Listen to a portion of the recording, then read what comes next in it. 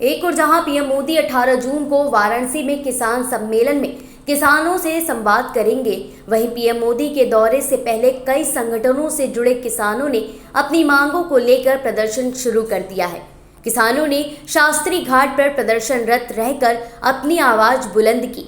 कचहरी स्थित शास्त्री घाट पर शुक्रवार को बड़ी संख्या में किसानों ने धरना प्रदर्शन किया। उन्होंने कहा कि पीएम मोदी के संसदीय क्षेत्र के विधिक योजनाओं के किसान जो भूमि अधिग्रहण में भूमि अर्जन एवं पुनर्वास कानून 2013 का अनुपालन नहीं होने से परेशान एवं विचलित हैं, क्योंकि उक्त कानून का खुला उल्लंघन होने से किसानों की जीविकोपार्जन एवं परिवार के गुजर बसर पर संकट आ गया है। 1998 से मोहनसराय ट्रांसपोर्ट नगर की लंबित योजना, जिसको 2021 में शासन के निर्देश पर निरस्त कर जमीन डिनोटिफिकेशन की प्रक्रिया चल रही थी, उसी बीच पुनः कब्जे की अवैधानिक तरीके से कार्रवाई प्रारंभ कर बर्बर लाठीचार्ज कर किसानों के वैधानिक हक अधिकार का खुलेआम सत्ता का दुरुपयोग हनन किया गया, जिसका मुकदमा आज भी उच्च न्यायालय इलाहाबाद एवं उच्चतम न्यायालय नई दिल्ली में विचाराधीन है।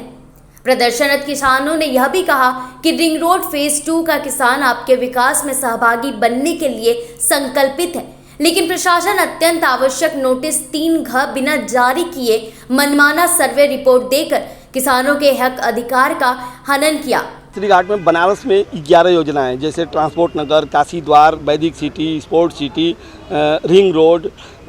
जीटी रोड आवासीय योजना, स्पोर्ट सिटी, इस तरह से 11 योजनाएं हैं जो कि पूर्णतया किसान विरोधी हैं। और वहाँ पे जो भूमि अर्जन और पुनर्वास कानून 2013 है, उसका खुला उल्लंघन हो रहा है और किसानों के वैधानिक हक अधिकारों पे नरेंद्र मोदी के संसदीय क्षेत्र में डाका डाला जा रहा है। प्रधानमंत्री जी 18 जून को वाराणसी आकर के और किसानों से 50,000 किसानों से आज पेपर में निकला अन्नदाता से सम्मान करना चाहते हैं। लाखों लाख किसान यहाँ पे अपने हक और अधिकार के लिए जो प्रधानमंत्री जी जो किसान निधि दे रहे हैं, उस किसान निधि को ठोकर मार करके बनारस का किसान केवल कहता है कि हमको हमारा वैधानिक हक और अधिकार दो, हमको किसी भी प्रकार का तुमको जो भी तुम देते हो और चीज़ें लुभावने चीज़ें वो नहीं चाहिए। लेकिन प्रधानमंत्री जी यहाँ बनारस आकर के और संवाद करने चाह रहे हैं, लेकिन वो बनारस के जो प्रभावित लाखों किसान हैं उनसे संवाद नहीं करना चाहते हैं, जिसका नज़ारा कल हम लोगों को देखने को मिला। हम लोग जिला प्रशासन से वार्ता करने गए तो जिला प्रशासन कहा कि जाइए जो प्रधानमंत्री का संसदीय कार्यालय है वहाँ पे जाइए। वहाँ पे गए हम लोग तो रविंद्र जायसवाल जी ने संतोष भाई से और जो 2 लोग केवल गए थे उन लोगों से कहा कि आप लोग उपद्रवी हैं और उपद्रवी किसानों से प्रधानमंत्री नहीं बात करेंगे, प्रधानमंत्री चयनित किसानों से बात करेंगे। तो प्रधानमंत्री चयनित किसानों से नहीं, प्रधानमंत्री अगर भाड़े के किसानों से बात करेंगे, जिस तरह से बनारस में